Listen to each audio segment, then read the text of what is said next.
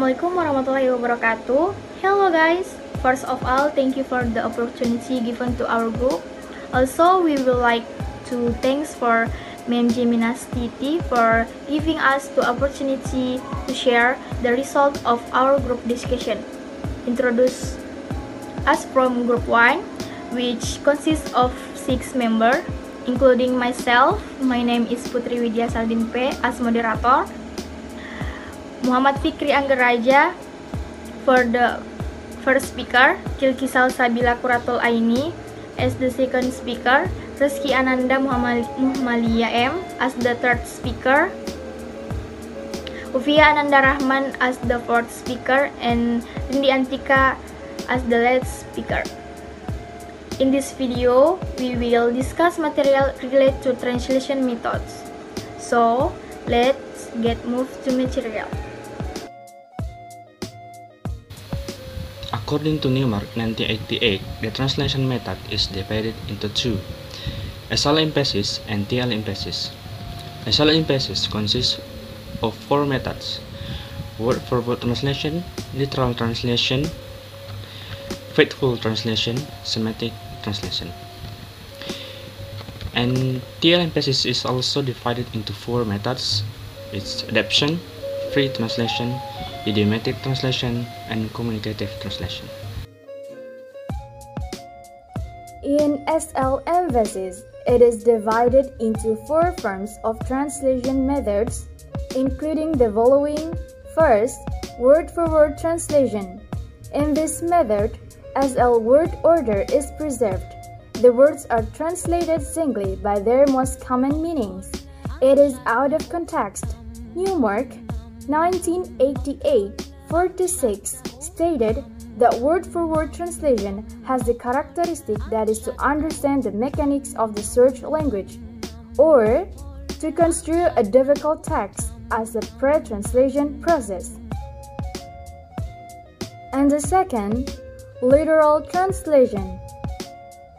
Literal translation includes the conversion of SL grammatical construction to their closest TL equivalents. Similar to word-for-word translation, the lexical words are again translated singly that may often out of context. And for example, my sister was just pulling your legs. Third, faithful translation.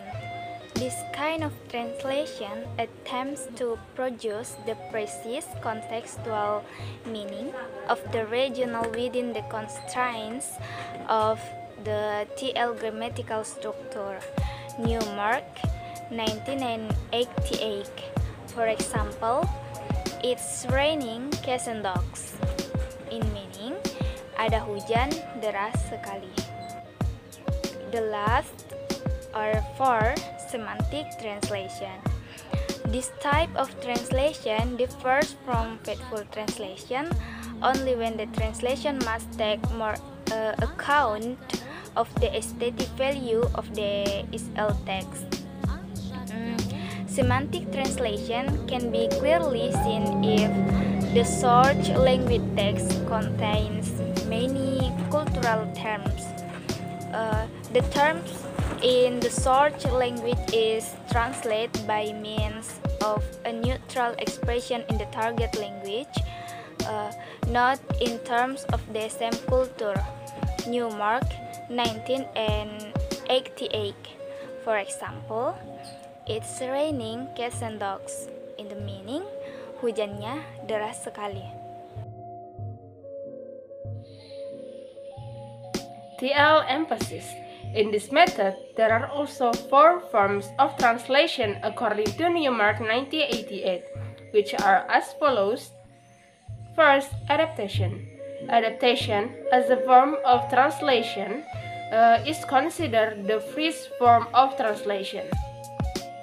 This method is mainly reflected in the translation for plays, comedies, poetry. The theme, the characteristic, and plot are frequently preserved. By means of this method, the SL culture is converted to the TL culture and the text is rewritten. And the second is free translation. Free translation is a method that creates the translation version text without style, form, or content of the original. Newmark stated that this type of method is frequently a paraphrase much longer than the original, so we call it bilingual translation. This may occur with modification, so it sometimes cannot be said as a translation at all. Okay, next, idiomatic translation. Idiomatic translation reproduces the message of the original, but tends to distort nuances of meaning by preferring colloquialisms and idioms. Where these don't exist in the original, authorities as diverse as Telescovich and Stuart Gilbert tend to this form of lively, natural translation. Idiomatic translations aims to reproduce the message in the source language text. However, this method tends to distort the nuances of meaning if the source text uses idioms that are not found in the target language. Therefore, usually, these idiomatic expressions are translated like ordinary expressions. For example, killing two birds with one stone, yang artinya sekali mendayung, 2-3 pulau terlampaui. And the last, communicative translation.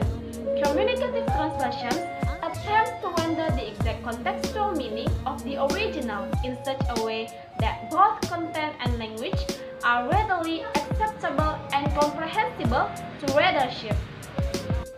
This method seeks to reproduce the contextual meaning of the source language so that the linguistic and context aspects are easily understood by readers of the target language text. If free translation focuses on meaning without making adjustments to the target culture, the communicative translation method still presents elements of the source culture, even though it is not bound. Communicative translation is the final goal of the translation methods that is made to meet the three aspects of accuracy, readability, and acceptability. Newmark 1988. For example, keep off the grass, yang artinya dilarang menginjak rumput.